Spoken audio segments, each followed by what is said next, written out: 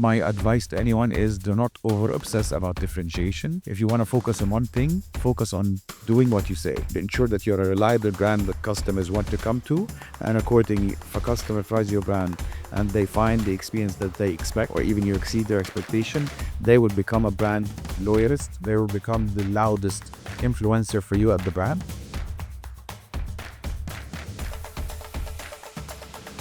What are your top priorities?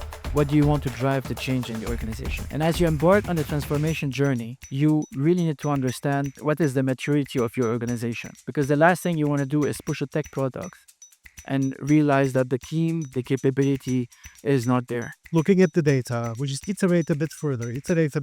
I think that's really the advantage of being in the digital, that you are able to see the customer data firsthand, trying to predict what's going to happen when you introduce a certain feature, and then adapt to the platform according to the customer needs. What are these things that we're seeing that could drive the sector forward? From one side, we've all been talking about the need for retailers to be more personal.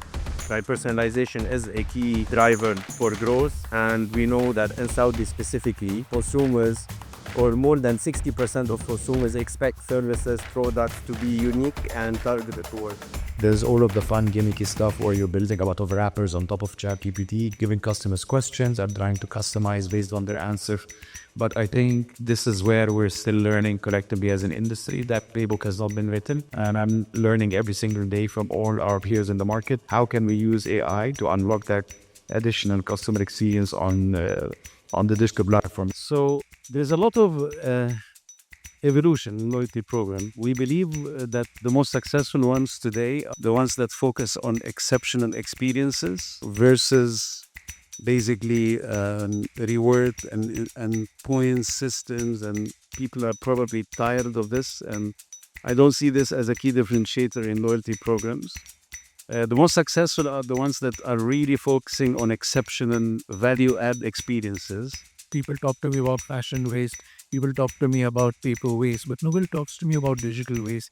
And believe you me, the digital waste is a much bigger element. We're used to the idea that 25 posts in a week is a fantastic thing. But in doing that, you're creating unsustainability in the ecosystem, not only for yourself, but even for your competitors. As the fashion sector grows, as the localization of fashion grows, the goal is to build a local, sustainable fashion supply chain rather than an import fashion supply chain. Yeah. And that's where we come in. For our goal also is to get products from Saudi consumers and then sell it back to Saudi consumers. I think if you look at the way that we design physical properties, it's fundamentally changed. The way that it's built is to be sustainable and to be less power intensive.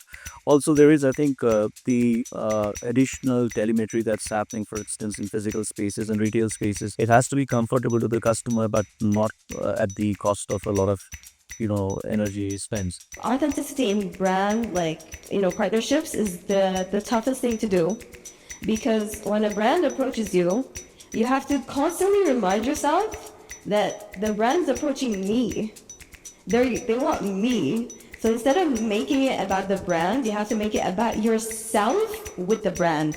And how do you compete in the saturated market? The saturated market growth comes from like-for-like growth. It means getting more and more out of every square meter of your store, getting more customers from your catchment area to come into the stores, getting a larger share of wallet of those customers. How do you achieve that? Simply by being better than your competition in the catchment area to adapt what you propose to the customer to their local needs.